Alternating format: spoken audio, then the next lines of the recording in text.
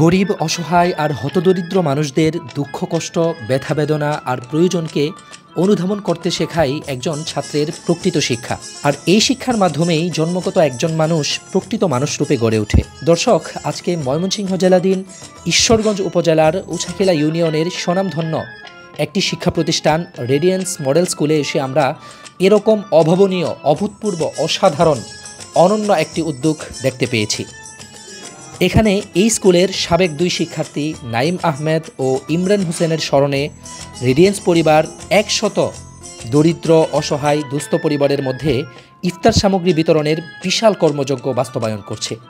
ইফতারের 100টি প্যাকেট 100 জন ছাত্রছাত্রীর হাতে শিক্ষকরা তুলে দিয়েছেন এবং প্রতিজন ছাত্রছাত্রী পূর্ব থেকে নির্ধারিত দরিদ্র, অভাবগ্রস্ত কোনো একটি পরিবারের হাতে পৌঁছে দিবে এই ইফতার সামগ্রী। এর মাধ্যমে যেমনইভাবে একটি পরিবার ব্যাপকভাবে উপকৃত হবে, ঠিক একই সাথে যে ছাত্র বা ছাত্রী ইফতারের প্যাকেটটি নির্ধারিত সেই পরিবারের হাতে তুলে দিবে, তার মনস্পটেও ব্যাপক এক পরিবর্তনের দেখা মিলবে। কারণ এর মাধ্যমে সে মানুষকে সাহায্য করতে, মানুষের কষ্টকে অনুধাবন করতে, মানুষের পাশে দাঁড়াতে, সব মিলিয়ে প্রকৃত মানুষরূপে গড়ে উঠতে সচেষ্ট হবে।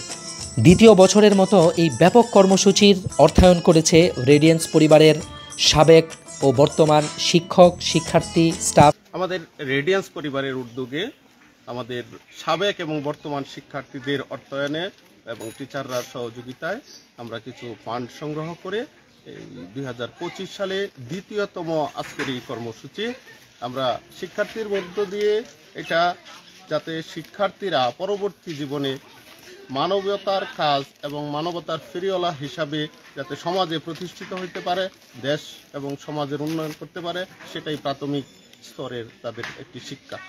আমার কাছে প্রথমে মনে হয়েছিল যদি আমি একাকীভাবে ব্যক্তিগতভাবে আমরা অনেক সময় অলসতার জন্য হোক বা অনিচ্ছাকৃত সত্ত্বে হোক আমরা আসলে পার্শ্ববর্তী আমার পাশের যে প্রতিবেশী আছে তাকে আমরা হেল্প করতে পারি না।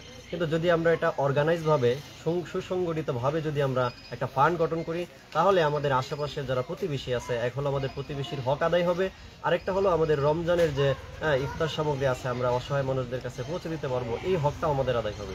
এই ধারণা থেকে আমি শিক্ষার্থীদেরকে নিয়ে আমরা একটা প্রোগ্রাম আয়োজন করেছি, যা আপনারা সচক্ষে দেখতে পাচ্ছেন।